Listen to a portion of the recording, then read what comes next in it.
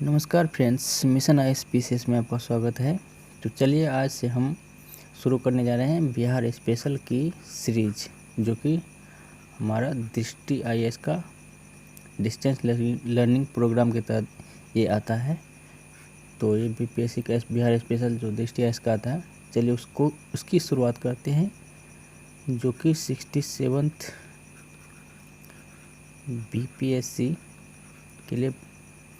BPSC के लिए महत्वपूर्ण सीरीज होने वाला है।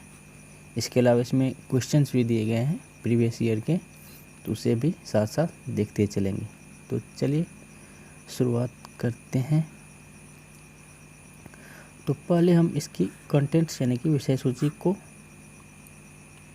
समझ लेते हैं कि क्या क्या हमें पढ़ना है। समान परिचय होगा पहला चैप्टर, सेकंड है प्राचीन इतिहास, मध्यकालीन और आधुनिक इतिहास। ये तो जनरली वीवीआई में ही आता है। और नेक्स्ट देखते हैं तो ज्योग्राफी में है हमारा भौगोलिक स्थिति, ये भी पढ़ना है अच्छे से, ठीक है। इसके अलावा थोड़ा सा मिट्टी और जलवायु पढ़ना है। उसके बाद नदियाँ तो मोस्ट इम्पोर्टेंट है, नदियाँ तो हर एक बार पूछा जाता है। इसके अलावा है यहाँ पे खनिज संसाधन, वीवीआई इम्पोर्टेंट है, ये हम अच्छे से पढ़ेंगे। और उसके बाद जनगणना, ठीक है। इस तरह से हम कवर करेंगे ये सब्जेक्ट को अच्छे से। तो आइए, ये सब वैसे नहीं है, ये सब भी फिर थोड़ा थोड़ा कवर करेंगे। आइए तो अब सामान्य परिचय हम सबसे पहले देखते हैं बिहार का जनरल इंट्रोडक्शन। तो ये है हमारा बिहार का राजनीतिक मानचित्र, ठीक है। इससे भी क्वेश्चन पूछे जाते हैं कभी कभी, ठीक है। तो चलिए देखते हैं। ये हो गया नेपाल इंटरनेशनल बाउंड्री। और तो इंटरनेशनल बाउंड्री से कौन कौन सा टच करता है, ये थोड़ा सा हम रिवीजन कर लेते हैं। पश्चिमी चंपारण, पूर्वी चंपारण, सीतामढ़ी, मधुबनी, सुपौल, अररिया, किशनगंज, ठीक है। तो किशनगंज जो है यहाँ पे देखिए दोनों से टच करती है, इंटरनेशनल बाउंड्री भी टच कर रही है। इसके अलावा पश्चिम बंगाल, वेस्ट बंगाल से भी किशनगंज का टच है। पूर्णिया केवल पश्चिम बंगाल से टच करती है, कटिहार दोनों से टच करती है, झारखंड तथा पश्चिम बंगाल दोनों से, ठीक है। अब नीचे देख लेते झारखंड से कौन कौन टच करता है। तो झारखंड हो गया, भागलपुर हो गया, बांका हो गया, जमुई हो गया, नवादा हो गया, गया हो गया, औरंगाबाद हो गया और रोहतास, देख सकते हैं यहाँ पे रोहतास यूपी से भी टच है, ठीक है। इसके अलावा झारखंड से भी टच है, ठीक है, याद रखिएगा। इसके अलावा यूपी से देखें हम तो यहाँ पे रोहतास एक नंबर पे आ जाएगा, भभुआ, बक्सर, भोजपुर, सारण, सिवान, गोपालगंज और पश्चिमी चंपारण, यानी कि 8 इधर से यूपी से टच कर रही है, 8 झारखंड से, 3 पश्चिम बंगाल से और नेपाल से 7, ठीक है। इस तरह से याद रखिएगा। और गंगा नदी की बात करें तो ऐसे बक्सर, भोजपुर, सारण होते हुए वैशाली, मतलब यहाँ से जाती है बक्सर, सारण, वैशाली, समस्तीपुर, बेगूसराय के बाद लखीसराय से भी टच करती है, मुंगेर, खगड़िया, भागलपुर और कटिहार, यानी कि कुल 12 जिलों से गंगा नदी गुजरती है, ठीक है।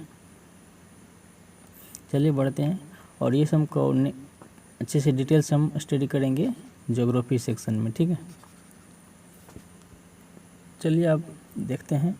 राज्य का नाम बिहार, ऐसा माना जाता है कि इस क्षेत्र में बौद्ध मठों की अधिकता के कारण इस क्षेत्र का नाम बिहार पड़ा, ठीक है। उल्लेखनीय यह है कि यह प्राचीन समय में बौद्ध धर्म का प्रमुख केंद्र रहा है। इसकी स्थापना हुई है 22 मार्च 1912 को, ठीक है। राज्य की राजधानी पटना है। प्राचीन समय में पाटलिपुत्र, पुष्पपुर और कुसुमपुर के नाम से भी जाना गया है। इसके अलावा अजीमाबाद, आपको पता होगा औरंगजेब के पौत्र थे अजीमाबाद, इसने अपने नाम से पटना का नाम बदलकर अजीमाबाद कर दिया था। नेक्स्ट है भौगोलिक स्थिति, वीवीआई इम्पोर्टेंट सेक्शन यहाँ पे आ रहा है। तो देखिए 24, 20 और 10 ये याद कर लीजिएगा किसी भी तरह से, ठीक है। से 27 31-15 उत्तरी अक्षांश, केवल उत्तरी अक्षांश में बिहार का स्थिति अवस्थिति है। उसके अलावा 18-1950 ऐसे कर कोई भी ट्रिक लगा के आप 83-1950 करके कोई भी ट्रिक लगा के 88-1740 पूर्वी देशांतर के मध्य अवस्थित है। ठीक है, इसको ध्यान रखिएगा। नेक्स्ट क्षेत्रफल की बात करें तो 94,163 वर्ग किलोमीटर है, जो देश का जो है 13वां नहीं, यहाँ पे 12वां होगा। ठीक है, देख लीजिएगा 12वां होगा यहाँ पे, क्योंकि पहले 13वां था।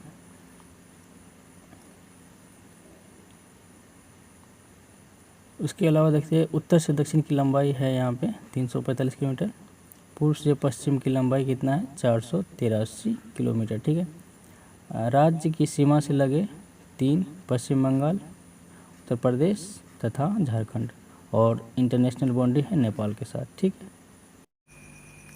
भौगोलिक स्थिति संपूर्ण क्षेत्रफल मतलब भारत का 2.86% लैंड है भारत के पास। और अब अगर जनसंख्या की बात करें तो भारत का 8.6% जनसंख्या यहाँ निवास करती है, जबकि लैंड कितना है 2.86। इसलिए आपको पता होगा कि जनसंख्या घनत्व में बिहार का प्रथम स्थान आता है, जो कि 1106 है वर्ग पर किलोमीटर। नेपाल से 7 है, हमने बता दिया था, पश्चिमी पूर्वी सीतामढ़ी, मधुबनी, सुपौल, अररिया, किशनगंज। इसके बाद उत्तर प्रदेश से 8 अभी दिखाया था, रोहतास, कैमूर, बक्सर, भोजपुर, सारण, सिवान, गोपालगंज तथा पश्चिमी चंपारण। इसके अलावा पश्चिम बंगाल से 3 है, किशनगंज, पूर्णिया, कटिहार। ठीक, उसके बाद झारखंड से 8 लगे हुए हैं, भागलपुर, बांका, जमुई, नवादा, गया, औरंगाबाद, रोहतास तथा कटिहार। क्षेत्रफल की दृष्टि से यहाँ से इम्पोर्टेंट हो जाता है शुरू। क्षेत्रफल की दृष्टि से सबसे बड़ा जिला हो गया पश्चिम चंपारण, कई बार पूछा जा चुका है, बीपीएससी में कई बार पूछा जा चुका है। और क्षेत्रफल की दृष्टि से सबसे छोटा जिला कौन सा है, शिवहर। हाँ ठीक है, सबसे उत्तरी जिला पश्चिमी चंपारण। ठीक है, दक्षिणी जिला हो गया गया। ये सब उतना खास नहीं इम्पोर्टेंट, फिर भी एक बार देख लीजिए आप। पश्चिमी जिला कैमूर, सबसे पूर्वी जिला किशनगंज, ये तो सबको पता रहता है। तो राज्य की जलवायु है मानसूनी, सामान्य वर्षा 1205 मिलीमीटर। इसके अलावा सर्वाधिक वर्षा वाला जिला किशनगंज, VVI कई बार पूछा गया है। न्यूनतम वर्षा कैमूर हो गया, रोहतास, औरंगाबाद और गया में न्यूनतम वर्षा होती है। नेक्स्ट, सबसे गर्म स्थान गया है, कई बार आपने देखा होगा। इसके अलावा समुद्र से औसत 200 किलोमीटर दूरी है। औसत ऊंचाई कितना है 53 मीटर यानी कि 173 फीट। ठीक, कुल जनसंख्या इतना है, जिसमें पुरुष इतना और महिला इतना है। उसके बाद प्रतिशत अंश कितना है, हमने अभी जस्ट बताया था। ठीक है, 8.6% परसेंटेज है जनसंख्या का पूरे भारत का। कुल जनसंख्या की दृष्टि से देश में स्थान है तीसरा।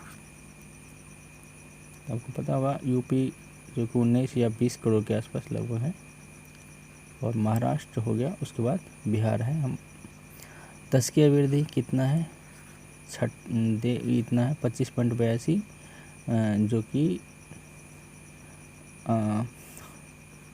सबसे पहला 10 की वृद्धि दर में है आपको मेघालय है शायद, मेघालय है 27% है। उसके बाद अरुणाचल प्रदेश है, और 3rd नंबर पे बिहार है।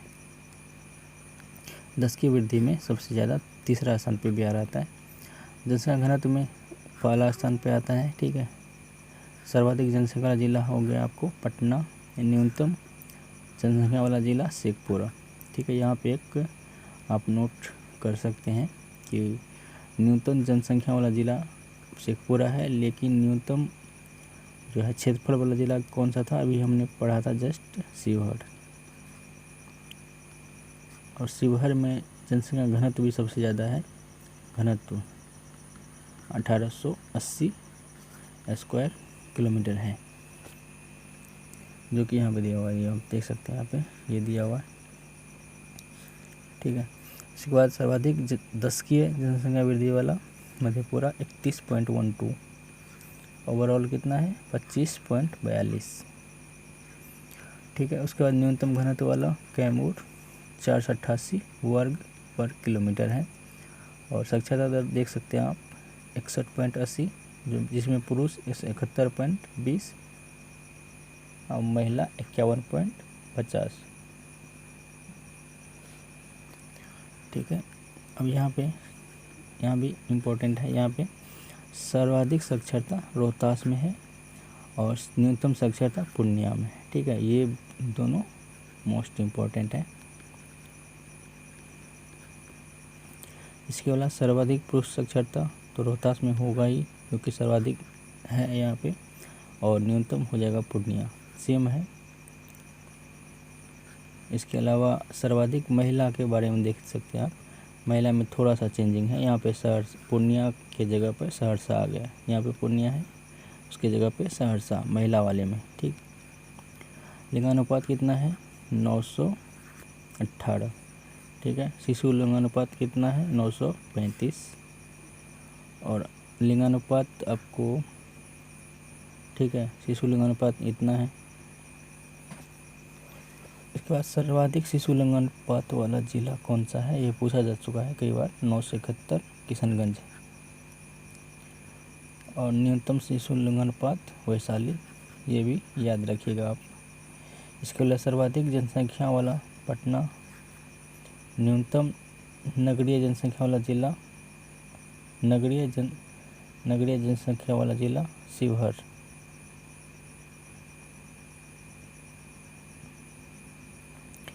कुल जनसंख्या में ग्रामीण जनसंख्या का प्रतिशत है 88.71, जो कि हमारे देश में सेकेंड स्थान पे आता है।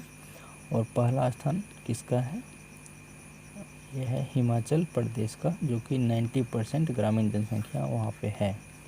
ठीक है, इतना हो गया, इसमें से घटा लीजिए आप। इसके बाद सर्वाधिक नगरीय जनसंख्या प्रतिशत पटना में है, और सर्वाधिक न्यूनतम नगरीय जनसंख्या प्रतिशत यह समस्तीपुर में है, BVI। ये पूछा गया है कई बार। ये देखिए, अनुसूचित जाति 15.9% है। ठीक है, जबकि आपको केंद्र स्तर पे कितना है 16% का है, 16 पॉइंट कुछ परसेंटेज है। ठीक है, देख लीजिएगा। उसके अलावा सर्वाधिक, ये सब कुछ खास नहीं है, फिर भी आप देख लीजिएगा, आप देख लीजिए, इसमें पढ़ लीजिए, जहाँ इम्पोर्टेंट होता है हम बता देंगे। उसके बाद यहाँ पे इम्पोर्टेंट है अनुसूचित जाति 1.3%, जबकि केंद्र स्तर पर कितना है 8.6%। ठीक है, ये सब ज़्यादा इम्पोर्टेंट नहीं है। इसके अलावा कोसी राज्य का उच्च न्यायालय 1916 में स्थापित हुआ था, पर कमिश्नरी 9 है, कोसी, दरभंगा, सारण, भागलपुर, पटना, तिरहुत, मुंगेर, मगध व पूर्णिया। जिलों की संख्या इतना है, अनुमंडल 101, प्रखंड 534, पंचायत हो गया 8406। पुलिस स्टेशन इतना है, राजस्व ग्राम की संख्या हो गया 45,103। लोकसभा आपको पता है, राज्यसभा पता है। इसके अलावा विधान परिषद यहाँ पे है 75। ठीक है, हाँ, ये एक और आ गया मोस्ट इम्पोर्टेंट आपको ये है। ठीक है, लोकसभा में अनुसूचित जाति आरक्षित सीट कितना है 6 है, ये बहुत ही मोस्ट इम्पोर्टेंट है, पूछा जाता है। इसके अलावा राजकीय चिन्ह बोधि वृक्ष है, भाषा हिंदी और द्वितीय भाषा उर्दू है। वृक्ष है पीपल, पक्षी हो गया गोरैया, पुष्प हो गया गेंदा, राजकीय मछली मांगूर यानी कि कैटफिश, पशु है बैल, राजकीय गीत ये है, प्रार्थना ये है, और विश्वविद्यालय की संख्या 23। लोक नृत्य की बात करें तो ये इम्पोर्टेंट हो जाता है, कटघोड़वा, छऊ, लौंडा नाच, धोबिया, झिझिया, झरनी और कर्मा और डोमकच। ठीक है, प्रमुख वन है पर्णपाती। नोट है यहाँ भी दिया हुआ कि 2000 में झारखंड बनने के बाद बिहार विधानसभा में एंग्लो इंडियन के लिए आरक्षित सीट संख्या 1 वो भी झारखंड के खाते में चली गई।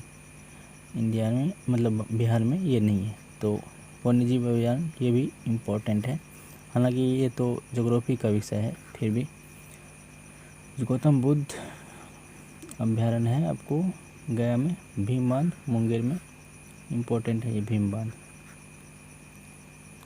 इसके अलावा वाल्मीकि उदयपुर है पश्चिमी चंपारण में, विक्रमशिला गंगा डॉल्फिन ये तो मोस्ट इम्पोर्टेंट है,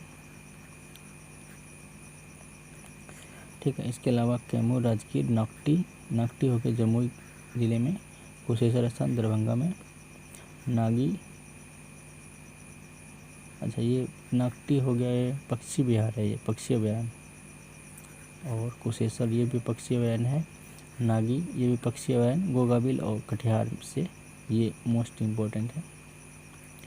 कांवड़ झील बेगूसराय, जिसे आपको पता होगा, अब अगर करंट फॉलो करते हैं तो इसे मिला है आपको, क्या मिला है, आर्द्र भूमि का दर्जा, आर्द्र भूमि का दर्जा मिला है, ठीक है। इसके बाद ये सब कुछ खास नहीं है, फिर भी आप देख सकते हैं, स्क्रीनशॉट ले लीजिएगा, ठीक है।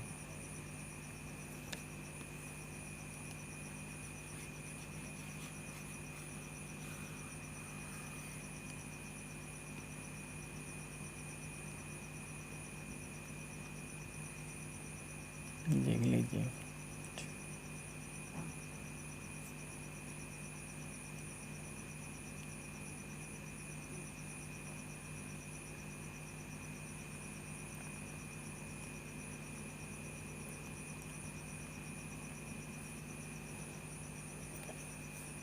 आइए अब शुरू करते हैं हिस्ट्री से, ठीक है। बिहार की हिस्ट्री, पहला पुरापाषाण काल, ठीक है। इस काल के प्रमुख पुरातात्विक अवशेष मुख्यतः दक्षिणी बिहार से प्राप्त हुए हैं, ठीक है।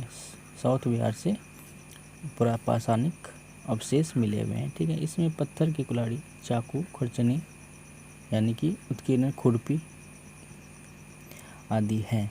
ये अवशेष मुख्यतः गाया के जेठियन, ये अच्छा से अंडरलाइन करिएगा, अच्छे से याद कर लीजिएगा, गाया के जेठियन में पुरापाषाण कालीन मतलब मिली हुई है। इसके अलावा पेमार की घाटी में पुरापाषाण कालीन, उसके अलावा मुंगेर के भीम बांध, ठीक, और पैसरा, भागलपुर के राजपोखर व मालीजोर, इसमें पुरापाषाणिक के अवशेष मिले हुए हैं।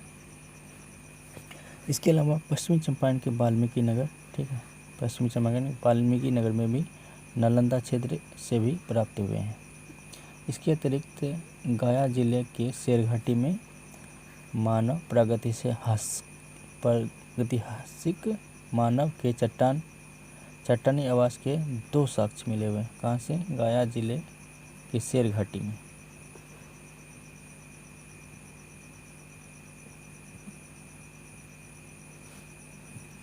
ठीक है। अब मध्यपाषाण काल की देखते हैं। इस काल के साक्ष्य के अंतर्गत मुंगेर, मध्यपाषाण काल मुंगेर, किसी तरह आप ट्रिक बना के मध्यपाषाण काल मुंगेर जिले से छोटे आकार के पत्थर निर्मित तेज हथियार, ठीक है, तथा नोक वाले औजार मिले हुए हैं। और सबसे इम्पोर्टेंट आपको नवपाषाण काल वाला याद रखना होगा, ठीक है। ये कई बार पूछा जाता है, ज़्यादातर इसी से पूछा जाता है यहाँ से। तो इस काल के साक्ष्य के अंतर्गत पत्थर के सूक्ष्म औजार के साथ साथ हड्डी निर्मित उपकरण, ठीक है, हड्डी निर्मित उपकरण प्रमुख है, जो कि चिरांद सारण से मिला हुआ है, चिरांद वाला, ठीक है। उसके बाद मनेर पटना से हड्डी निर्मित उपकरण, ठीक, चेचर व कुतुबपुर वैशाली से, ताराडी गया से मिला हुआ है, सेनवा रोहतास से मिला हुआ है। इसमें चिरांद हड्डी के उपकरण के लिए पूरे देश में मतलब विख्यात है। जब आप पढ़ेंगे पुरापाषाण काल, नवपाषाण काल, तो इंडियन हिस्ट्री में भी इसका स्थान नाम मिलता है, ठीक है। इसके आगे देखते हैं ताम्रपाषाण काल में। तो इसके साक्ष्य है चिरांद सारण, सोनपुर, बेलागंज प्रखंड गया, मनेर पटना से, चेचर वैशाली, राजगीर सेनवार रोहतास तथा ओडियम भागलपुर से मिले हुए। इसमें काले एवं लाल मृदभांड प्रमुख है। ठीक है, काले और लाल मृदभांड इसमें प्रमुख है, जो कि समानतः 1000 ईस्वी पूर्व से 900 ईस्वी पूर्व तक माने जाते हैं। ठीक है, ठीक है। लौह काल को देखते हैं। तो इसे आपको पता है कि उत्तर वैदिक काल में ही लोहा का प्रथम साक्ष्य मिला हुआ है।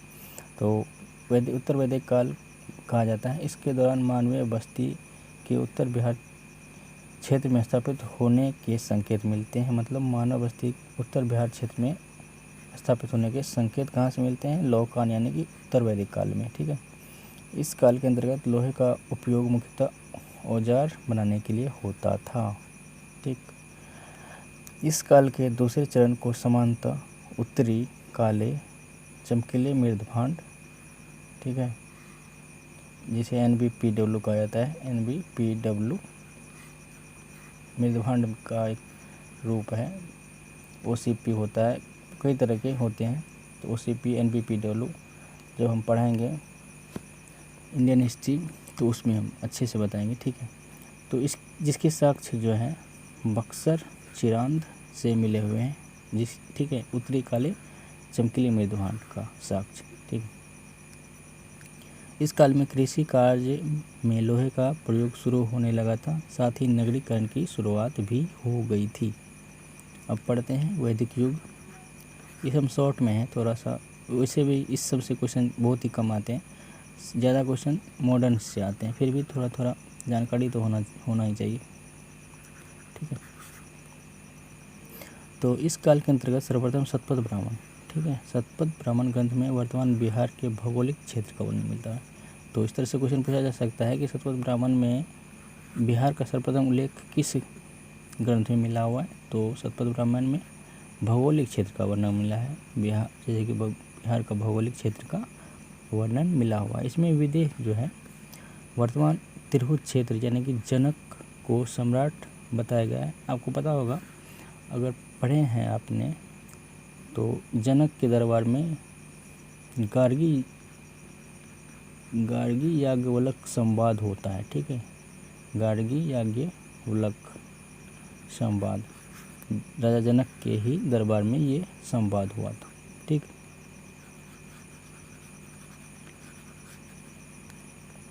ठीक है। इसके अतिरिक्त विदेह माधव तथा उसके पुरोहित गौतम राहुगण एवं सदानीरा कौन सी नदी को कहा जाता है? आपको पता होना चाहिए, गंडक। ठीक है, पुराना नाम है। वर्तमान में गंडक नदी की भी चर्चा है इसमें। ठीक है, शतपथ ब्राह्मण के अनुसार माधव विदेह को ही उत्तर बिहार में आर्य संस्कृति का विस्तार करता माना जाता है। मतलब माधव विदेह को उत्तर भारत में आर्य संस्कृति का विस्तार इसी ने किया था, इस तरह से कहा जाता है। विदेह के राजा जनक के दरबार में शतपथ ब्राह्मण के रचयिता याज्ञवल्क तथा उसके पत्नी मैत्रेयी रहते थे। ठीक है, शतपथ ब्राह्मण के रचयिता कौन है? याज्ञवल्क। ऋग्वेद में बिहार के लिए कीकर शब्द का प्रयोग किया जाता है, मोस्ट इम्पोर्टेंट है। ठीक, कीकर शब्द का प्रयोग, जबकि प्रेमगंध को इसका शासक बताया गया है। ठीक, इसके अतिरिक्त अथर्ववेद में, ठीक है, ये इम्पोर्टेंट है, ये आपको वैदिक काल जब इंडियन हिस्ट्री का आप पढ़ेंगे तो उसमें भी क्वेश्चन कई बार पूछा जाता है कि किस वेद में अंग एवं मगध की चर्चा है? क्वेश्चन पूछा जाता है। तो अंग और मगध की चर्चा किस में है? अथर्ववेद में। ठीक है, उल्लेख मिलता है। जबकि यजुर्वेद में विदेह राज्य का, यजुर्वेद में किसका मिलता है?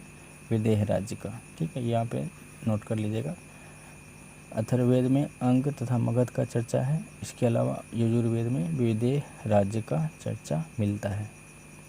नेक्स्ट है महर्षि वाल्मीकि द्वारा रचित वाल्मीकि रामायण के अंतर्गत बक्सर क्षेत्र के लिए मलद, ठीक है, व करुणा, ठीक है, मलद व करुणा शब्द का उल्लेख मिलता है। इसके अतिरिक्त है इसमें क्षेत्र को राक्षसी तड़िगा का वास क्षेत्र भी बताया गया है। राक्षस का वास होता था यहाँ पे। नेक्स्ट पॉइंट है वायु पुराण तथा पद्म पुराण में राजगिरी गया, पुनपुन को पवित्र स्थान बताया गया है। ठीक है, कौन से? वायु पुराण और पद्म पुराण पुराणों में राजगिरी, गया, पुनपुन को पवित्र स्थान बताया गया। हालांकि कुछ पौराणिक स्रोत में गया क्षेत्र में असुरों का राज होता था। ठीक है, कुछ पौराणिक स्रोत में से पता चलता है हमें कि गया क्षेत्र में असुरों का राज होता था। ठीक है, मगर अब महाजनपद कल पढ़ते हैं। इस समय कुछ खास नहीं है, जो इंडियन हिस्ट्री में वही है सेम। ठीक है, कुछ ज़्यादा है। तो लगभग 600 ईसा पूर्व समय को महाजनपद काल माना जाता है। जैसे कि बौद्धिक साहित्य अंगुत्तर निकाय और जैन साहित्य भागवती सूत्र के अनुसार 16 महाजनपद, ये तो आपने पढ़ा होगा इंडियन हिस्ट्री में। 3 महाजनपद अंग, मगध, वज्जी बिहार में स्थित थे। ठीक है, 16 में से 3 बिहार में ही अवस्थित थे। ठीक है, अंग की बात करें, सर्वप्रथम अर्थवेद में मिलता है, हमने अभी जस्ट बताया था, जिसकी राजधानी चंपा भागलपुर के निकट थी। ठीक, अष्टाध्यायी जिसकी रचना पाणिनि की है के अंतर्गत अंग के लिए वंग, कलिंग तथा पुंड्र आदि के उपनाम का प्रयोग किया गया है।